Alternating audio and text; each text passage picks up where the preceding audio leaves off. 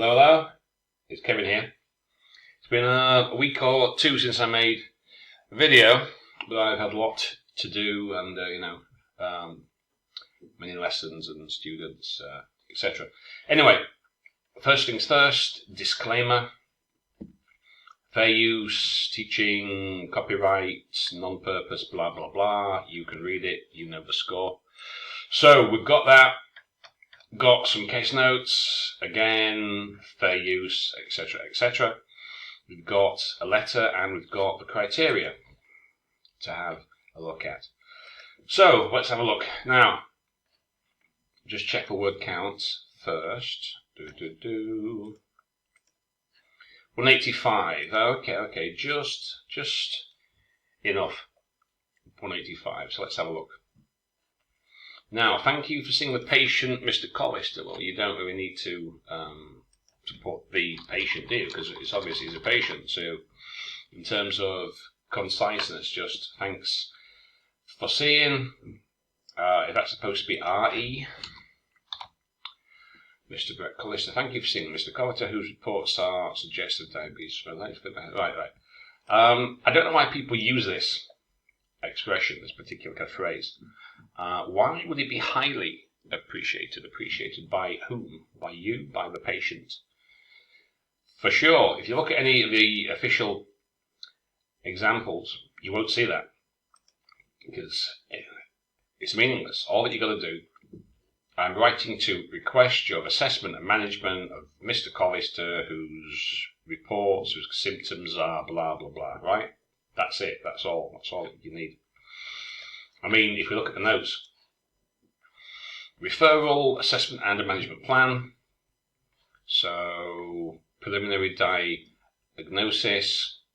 So it seems here, right, that you have a initial preliminary diagnosis that you want confirmation of. Yeah, so that's basically it. So, in terms of purpose, get my pen. There we go, pencil. So in terms of purpose, immediately apparent, I would, make it as clear as possible. I'm writing to request your definitive diagnosis of Mr. Collister, whose signs and symptoms, etc., etc. All right. So I would probably do it like that. There's more than one way, of course, but I'm just,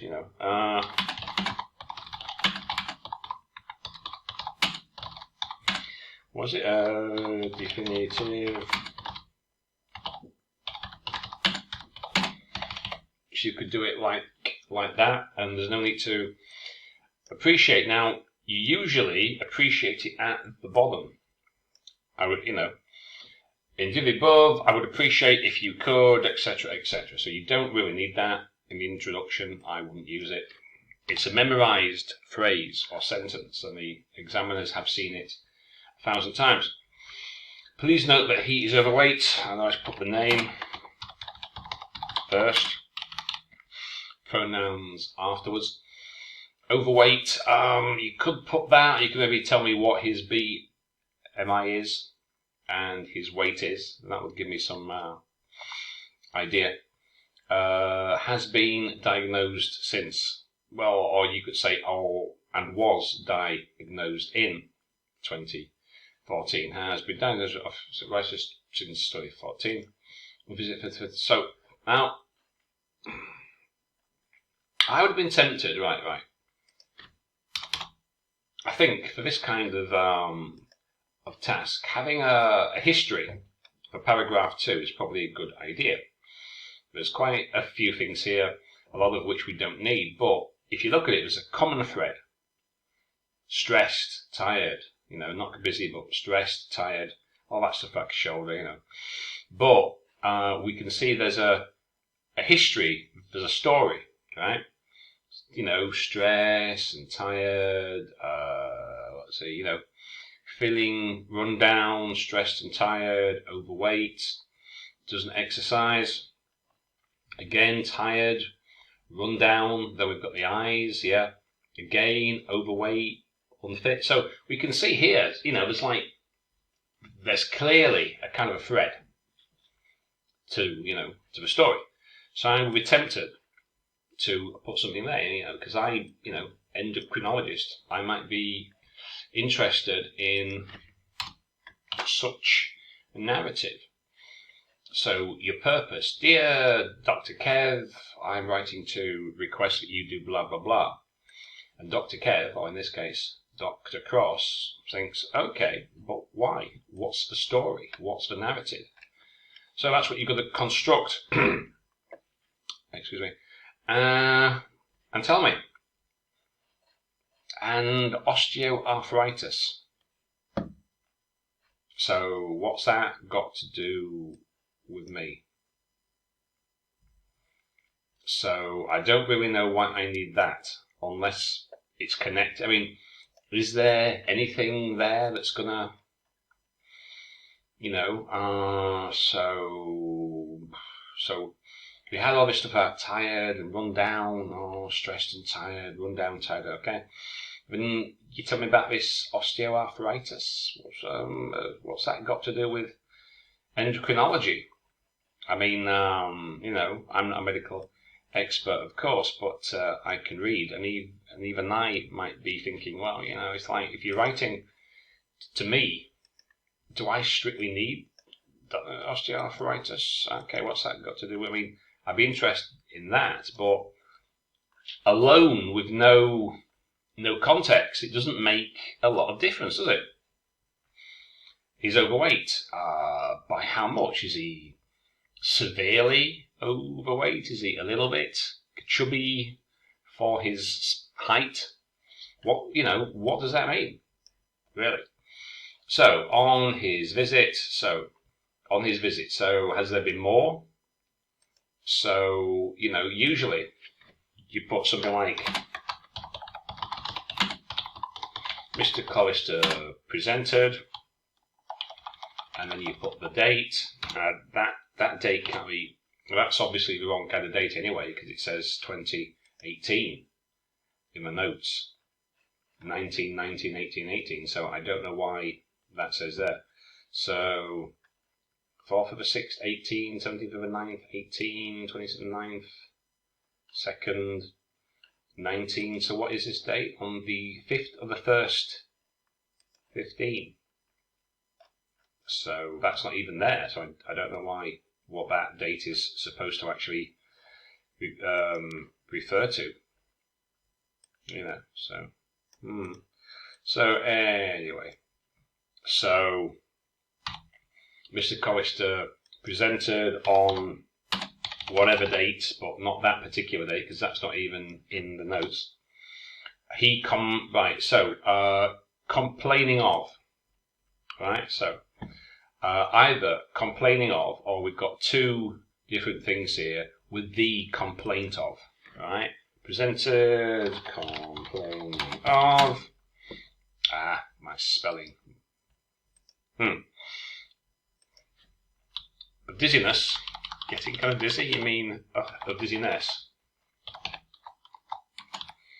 And consistent, of dizziness and consistent tiredness. Okay, there we go. Parallel structure, dizziness, tiredness. Moreover, he had sore eyes. So why is this not part of the, why is this a separate sentence? Complaining of dizziness, or, right,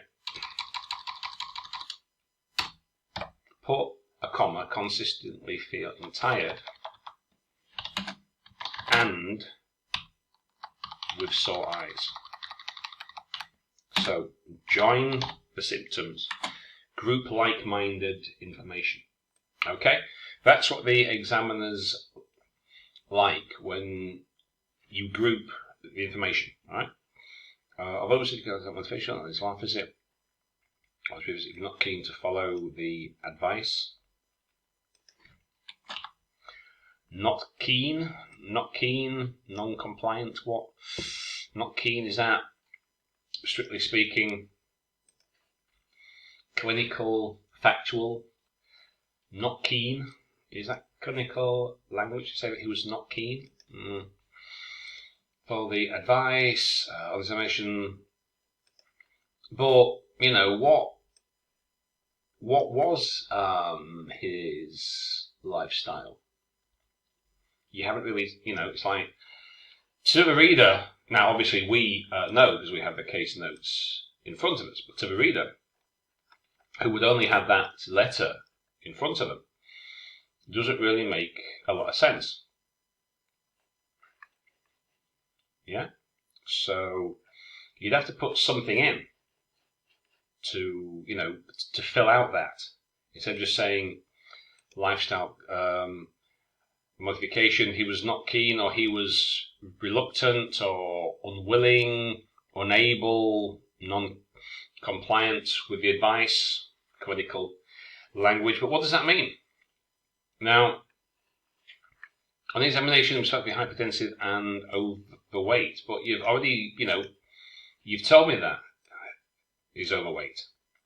So, can you see what I kind of mean here? It's like, you know, if I've got, right, I keep, you know, I say this every time. If I, the reader, the examiner, has got to ask any questions, what does this mean? What does that mean? How, who, where, what, why, when? It means it's not as clear as it could be. Your clarity, it's not really there, is it? Right? If I've got to ask questions, who, why, what, where, how, then it's not really working. I shouldn't have to ask any questions. It should be pretty clear. Please note, dear doctor, I want you to do something, and here are the reasons why I want you to do it. In view of this, I would appreciate it if you could do what I've just asked. That's it. That's all that you're doing. Yeah. So OET says, you know, there's no point in putting I ordered, I did. You're supposed to put the patient first or the treatment first, so make it passive. Blood tests were ordered, and we don't actually need, I mean, why do I need to know that you advised him to come back for a checkup? This is essentially redundant, right?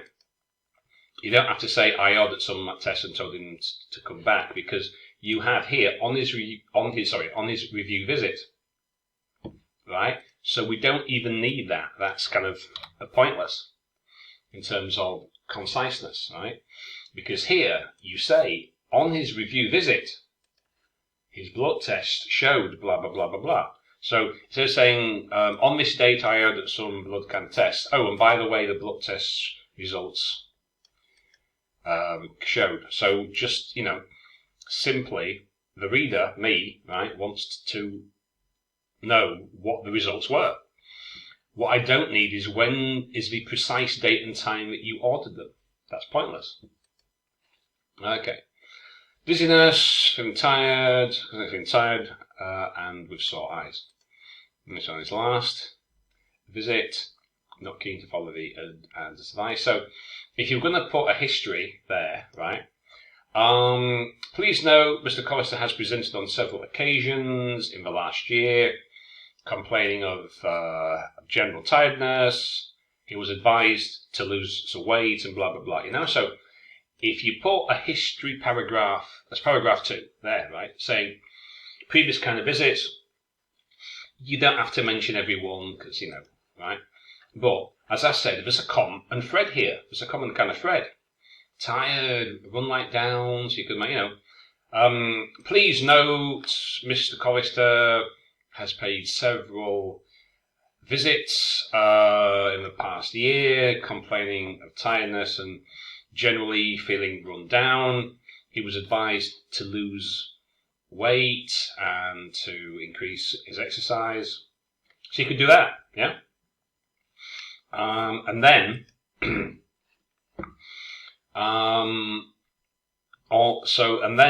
when you talk about the advice, because you've mentioned it in the history paragraph 2, please note several visits, it was advised to blah blah blah. This makes sense now, right? So if you do it in that way, when we read this, we're not asking, and what advice might that be? Because you have told us, yeah? Okay, and you've already said he's overweight. So you said he's overweight, but what does that mean? So he was still overweight, so he hasn't done what you wanted? I mean, so it's not making sense here, is it? Okay. On his review visits today, his symptoms remain unchanged. Besides that, remain unchanged. As well as that, additionally, he reported decreased vision. His blood test reports were abnormal. And then, why do we have this? The values of blood close were respectively as following. Why don't you simply say his blood test results showed, you can get rid of that. Alright? So this thing were abnormal, showing high blood glucose and high the values of blood glucose. I don't need that. Simply, his blood test reports showed blah, blah, blah, blah, blah. Okay? In view of the above, I'm concerned that he might have type 2 diabetes. Further management is required. Okay. So, so you could put the appreciation part there if you really insist on it. I would appreciate it if you could. So you need to restate your purpose, right? Because it says restate at the end. Introduced early, expanded on later, often near the end, right? So I would maybe put a little bit more about that so that he might have. So in clinical language, you mean you are requesting my definitive diagnosis of this patient. Okay, so that's what you want me to do. You think that he has this, you're not sure. You want me to confirm it or not. Okay, so that could be reworded. In view of the above, I would appreciate your assessment and definitive diagnosis of Mr. Collister, and blah, blah, blah, So you could do it such as that.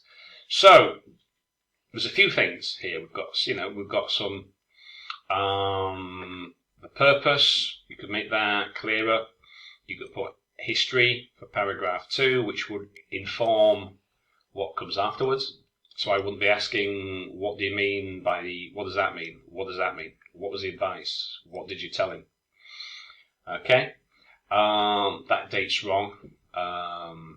Complaining of, so list the symptoms, it's like a list, instead of short sentence. Explain that. What does that mean? You've already I've said that once, so repetition. I don't need this really. I mean, if I take out that sentence, does it change anything in the letter? Well, no. So, unchanged, decreased vision. I would have maybe joined that up, but okay. And then that's a bit of a long-winded way of telling me what his blood test results were in view of the above, and I would clear that purpose up, restate that. I would appreciate it if you could, etc., etc. So, hope that helps. Not too bad, but one or two things we need to have a look at, I think.